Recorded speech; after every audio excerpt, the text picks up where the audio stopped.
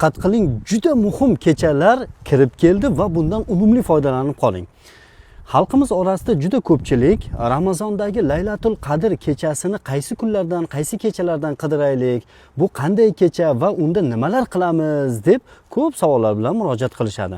Men sizlarga hozir buni tushuntirib o'taman.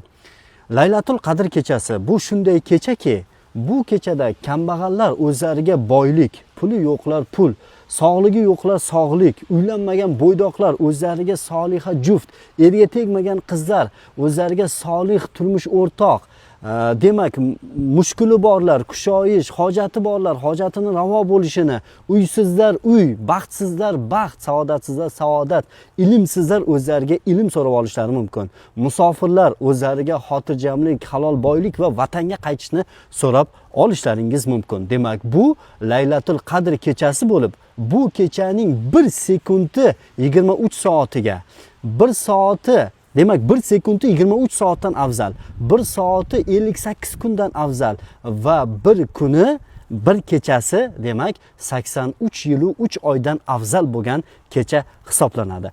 Bu Qadr kechasida duolar mustajob bo'ladi. Istaganingizni so'rasangiz Alloh taolo beradi. Eng asosiysi, nima xato qilgan bo'lsangiz, nima jinoyat qilgan bo'lsangiz, hammasiga o'zingizga avf, kechirim so'rasangiz, Xudo xohlasa kechirilasiz. Demak, bu kechalar, diqqat qilingizlar, bugun 10-mart tundan boshlanadi va to Ramazonning so'nggi kuniga qadar.